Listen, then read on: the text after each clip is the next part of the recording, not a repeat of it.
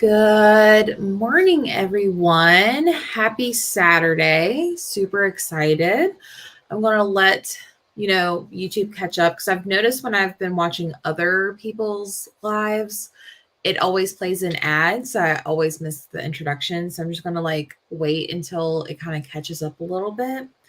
And while we wait, I will do a little Instagram thing because I'm going to be that cringy of a influencer. So, oops, that's not what I wanted. Discard. Okay. That way I can let everyone know that we're live. So sorry. But how is everyone doing? How is everyone's February? As you can see down here at the bottom, let's just go ahead and start off with everyone saying how many books they read for the month of February. Did you hit any goals that you were looking for? Let me know. And share. Sorry, I should have had this done. I've been kind of scrambling a little bit. Join here.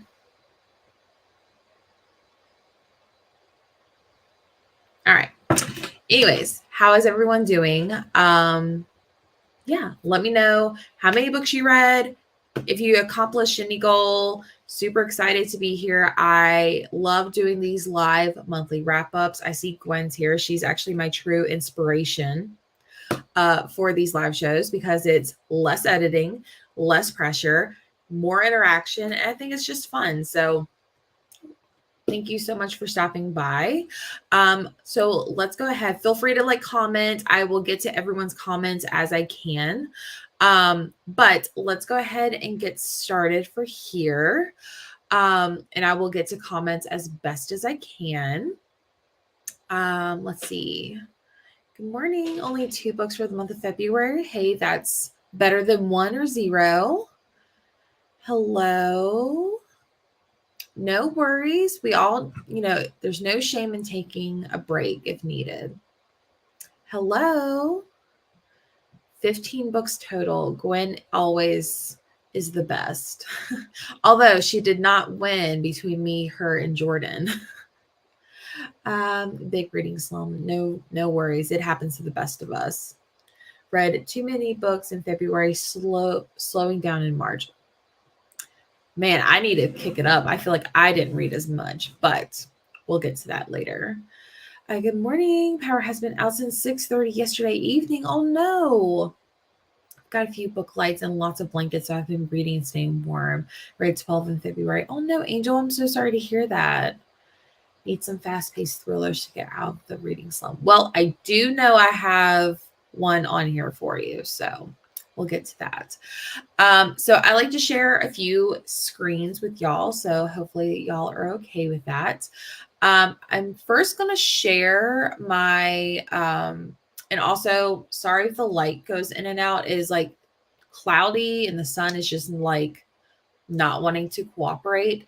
So I'm going to go ahead and share my screen real quick.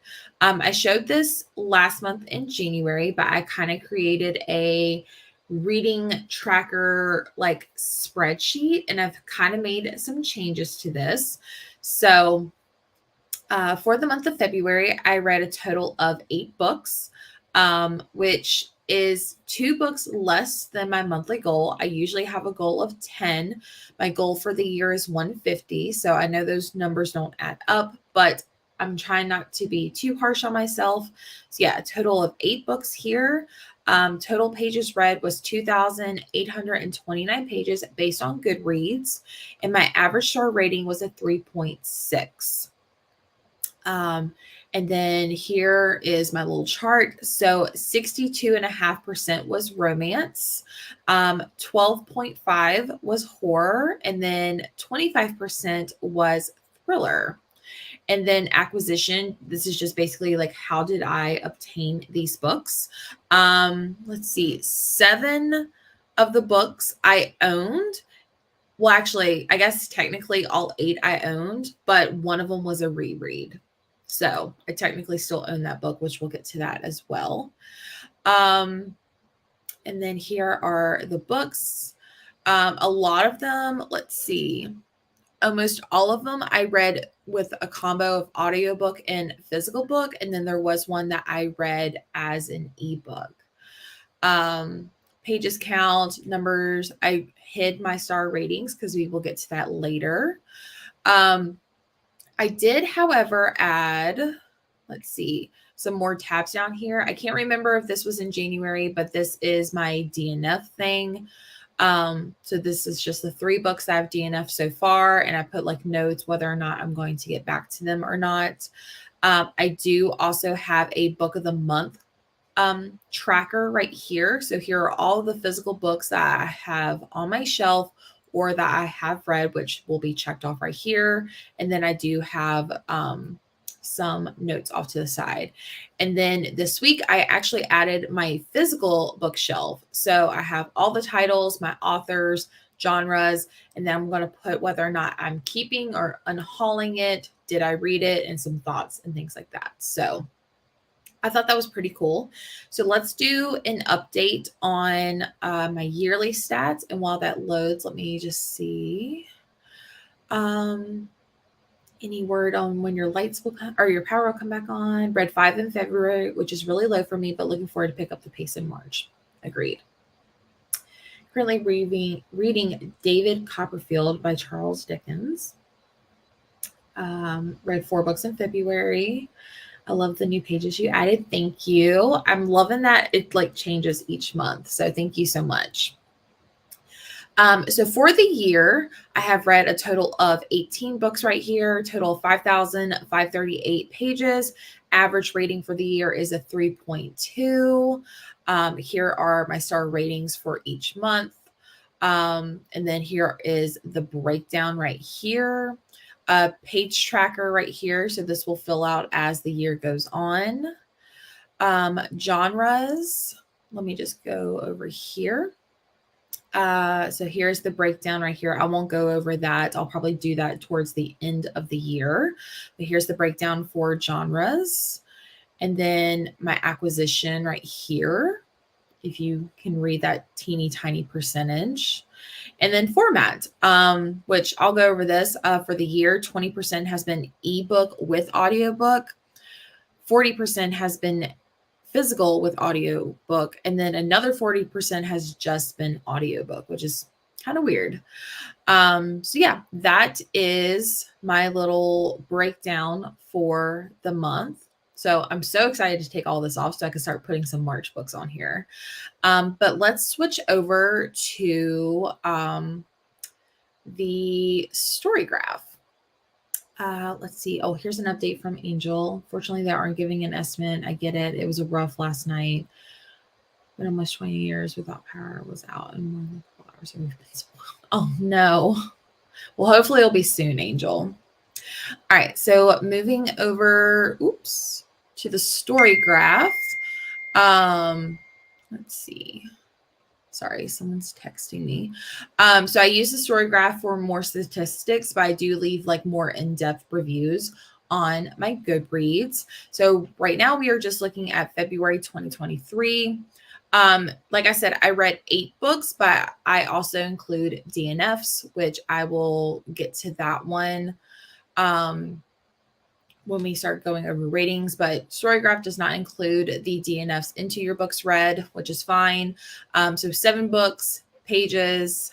Here are the moods. You've got mostly mysterious and dark and tense. Oops, what in the world? Sorry about that. So you've got mysterious, dark, intense, lighthearted, funny, emotional, reflective, and hopeful were the moods. Mostly medium, but I did have a 43% of fast pace, which I am okay with this percentage. That's awesome. Page numbers. So we have 14% that was under 300 pages, and then 300 to 499 was the rest at 86%. Audiobook length, I don't track that. All of my books were fiction, which is not a surprise. Genres, we had thriller, romance, contemporary, mystery, and horror. I did have my book club, Sleep When I'm Dead, and I can actually tag the books in Storygraph of what books I've read. So I did read one of the books I was tagged for Sleep When I'm Dead. Format, again, this is not accurate, so I'm not even going to spend time on this because there's no way I read 57% digital. Well, I guess like audiobooks may count, but I don't know how this happens. So we're just going to skip over that. And then here is my star breakdown. So I had 1 2-star, 1 3-star, 4 4-stars, and then 1 5-star read. So very, very interesting numbers. And then here's the page count. I don't track this daily, so this graph does not matter. So for the first book, I like to start at lowest rating, moving up to highest rating. And I've lost my keyboard. Here it is. So we're going to start with the first one, which is Drunk on Love by Jasmine Gilroy. I'm just going to pull this up real quick. I do see some more comments. Sorry. Hi. February slow for me. Just couldn't get into a book. I read 4. Just ordered the new covers for Throne of Glass. Going to reread them in March, hopefully. Ooh, that's exciting. 13 in February. Also 50% of Babel and then 50% of nonfiction. So we'll end up falling into March. That's right. So many people love that series. Back when I used to read fantasy, I did read Throne of Glass, but never continued. How are you liking Babel, and what sort of nonfiction are you reading? Let us know. All right. So this one is the book that I DNF'd, which is Drunk on Love by Jasmine Gilroy. This one I used for the X's and O's readathon, which feels like was so long ago, but there was a readathon that I hosted and created along with a few other ladies like Gwen, who's in the chat, for the X's and O's readathon. It was between February 3rd through the 8th. And it was so much fun. I had such a blast. Thank you so much to anyone that participated. But this one was the 3rd book on my TBR that I got to. And I DNF'd this around the 30 to 35% range. And actually, I do have my DNF thing right here. I said I did not care for the characters. Felt like they were more worried about hooking up than a real romance. Also had a dumb miscommunication trope. So that was my reasoning. Again, DNF'd at 35%. So I don't think it just wasn't for me. It wasn't the romance that I was looking for personally. So that was my one DNF of the month. So let's move back over to, we're still in February. So my one star, hang on. No. We're not talking about this book. Sorry. I was like, I didn't have a 1-star book. Sorry. February. Here we go. Now let's start with my 2-star read. So my 2-star read was Malice House by Megan Shepherd. This was actually the Sleep When I'm Dead book club pick. And unfortunately, I did get this one 2 stars. I just feel like this was just a little outside my comfort zone to where I couldn't really say that I overall enjoyed it. I do feel like this book does have its audience, but it's just not for me personally. This one is about a woman named Haven whose father passed away. He was a very well-known author. So 6 months after his passing, she returns back to his house, which is called Malice House. And she is basically going to be looking through his things. She finds an unpublished manuscript called This Bedtime Stories for Monsters. And she is an illustrator. So she kind of has this idea that maybe she could illustrate her father's work and kind of do a father-daughter duo, which I found to be super, super cute. But then just weird things start happening. And it's kind of a trippy situation, in my opinion. Like monsters could be coming out of the story in a way. I buddy read this and did the live show discussion with Keisha from A Book Like You. We actually do have, give me 1 second. If you go to my channel afterwards, you can actually click on this one right here, and there's us showing off our t-shirt merch. But we actually did our live show discussion, so you can definitely go check that out. I feel like it was such a great discussion. I feel like it's still worth like looking into, even though I rated it 2 stars. So moving back here, but yeah, let's move back to my 1 3-star book for me, which was The Reunion. Again, this was another book that I read for the X's and O's readathon. I gave this one 3 stars. This was another book of the month book, so I did get to check that off from that list. This one is about, I forgot the characters' names. I think her name is Liv, actually. Liv was a teenage actress on this like super popular show. I think it was called Girl on the Verge. And on the show, she had an on-screen like relationship with this other actor, but like off screen, they were actually like really good best friends. And then after the show ended, something happened to where their friendship kind of like, split in a way. And now, years later, the show is coming back for a reunion, The Reunion, obviously. And there's actually a possibility of a reboot. So this is kind of like a second chance, friends to lovers type of romance, which I feel like hits a lot of like ticks on a list for people. The reason why I did not give this one any more than 3 stars, it's a very slow burn, which I don't think I like slow burn as much. I'm trying to figure out if I do or do not like that. It's also kind of closed door. So I feel like sitting through a slow burn romance for nothing on the page to happen for me to enjoy was worth it.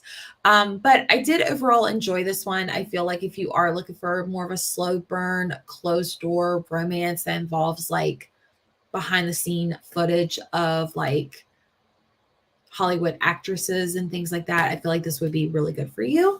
I feel like it was super sweet. I loved like how it ended. I just wish I got a little bit more out of it. But again, I did not realize this was closed door.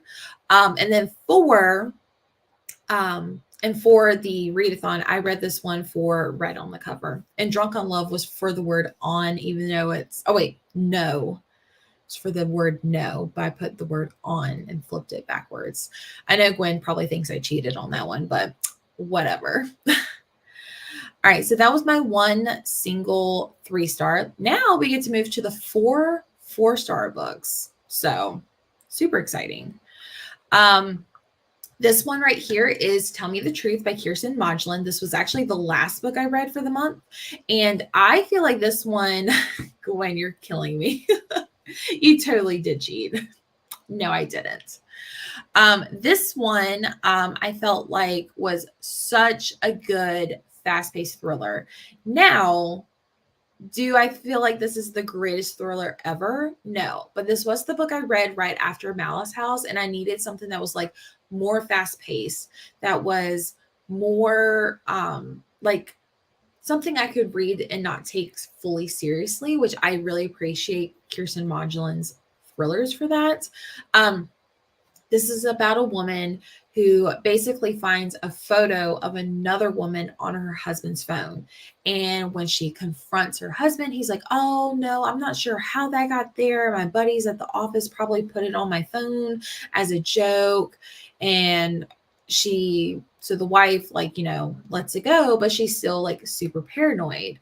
So like any other rational woman, she decides to get a job at where this other lady works, in hopes of like figuring out what's going on between her and her husband. So I feel like it was super fast paced. I literally read it in one sitting. I did it on a live show or live reading sprints last Monday, actually. It was so good. I just can't give it a 5-star because it's not like the best thriller of all time, but I feel like it's super fast paced and so enjoyable. So I definitely think if you are interested, definitely pick it up. Just don't think it's going to be like award winning, if that makes sense. Moving on down, we have Icebreaker by Hannah Grace. This one was kind of hard for me to rate. This one is about you have Anastasia or Stassi, and then you have Nathan. Stassi is a figure skater at this college, and Nathan is a hockey player at this college. And basically, like, he's trying to be like the best captain. She's trying to like compete at this competition to where she can potentially be in the Olympics. Something happens where the college actually has to shut down one of the skating rinks. And so the figure skating team and the hockey team have to share a rink. And so like it's definitely like a grumpy sunshine where Stassi is the grump and Nathan is the sunshine. But I felt like their connection and chemistry was super cute. I love like banter. But this one was pretty spicy in my opinion. It's been a while since I've read something like super spicy. So if anyone is looking for like a good smutty, like spicy read, I'm not sure if this is going to like hit all your boxes, but hit all my boxes for me, if you know what I mean. So as far as like spice, I would give it 5 stars.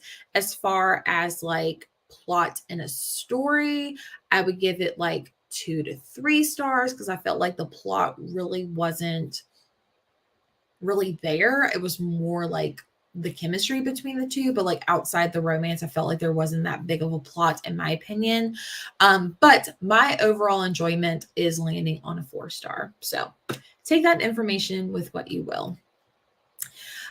Moving on down, the next one I read was X's and O's by Amy Lee. This is influencer book number 2. I have not read the first one. This was actually the buddy read for the X's and O's readathon, which I am so happy we chose this book. I feel like it was a great book to do a discussion on. And I loved this book because it had like representation from other like book influencers, like it's about Tara, who is basically trying to create her own second chance romance.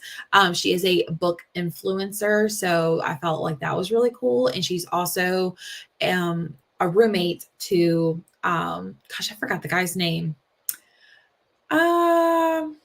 I'm like totally blanking on his name, but he's also a sexy firefighter. So there's that. But she is trying to create a list of all of her exes, and she is trying to basically track them down and kind of create her own like second chance romance. And her roommate decides to kind of help her, but he is someone that doesn't like to jump into a relationship or anything. So it's kind of like a hopeless romantic falling for someone that's like anti-romance in a way.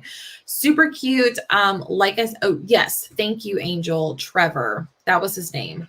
Thank you so much. I knew it started with a T, but I couldn't like think of it. So, but Tara was a little bit over the top. She basically just, was a lot to handle at first, but she was authentically herself, which I feel like really played a good part into the story. So I really enjoyed that.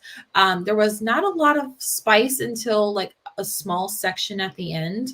I absolutely loved this one. I will say though, and I know Gwen's probably going to laugh at me, but I did not like the epilogue.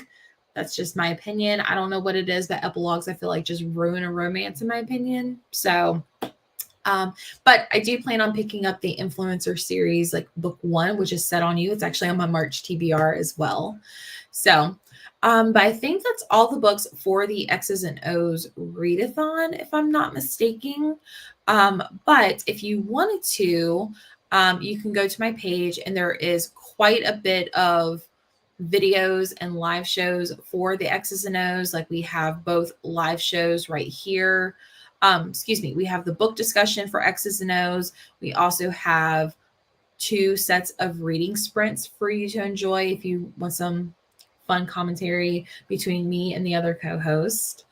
But yeah, let me, and I'm so sorry. Let me just reply to this text message real quick because let's see. And just meet you there. Okay. Sorry, I had to reply to someone.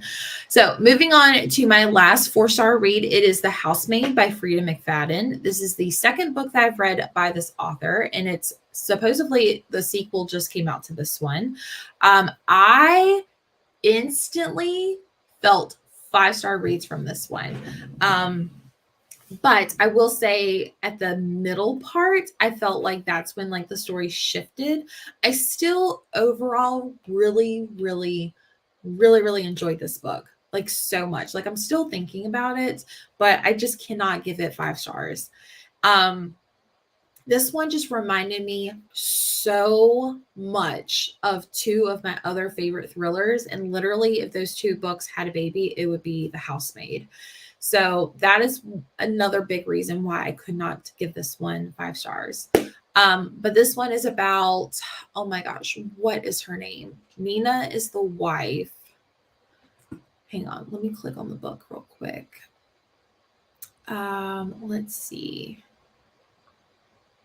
I don't think it actually says her name in the synopsis, which is kind of sad. So you have this woman who is trying to get a job of being a maid for the Winchester family. And basically when she's hired there, she is basically treated awful.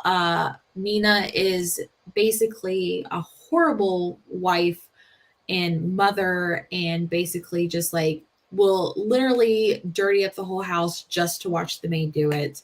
And something happens to where Nina is basically really upset with the housemaid. And so basically kind of like possibly locks her into her own room to where she can't get out. And also the housemaid may have a few secrets. So feel like you should totally go into this one as blind as possible, but it's so good. I highly recommend, but fortunately I cannot give it 5 stars. And then lastly, we will wrap up with my 1 5-star read. And this one is going to be quite a controversy. So this was my 4th time rereading Verity by Colleen Hoover.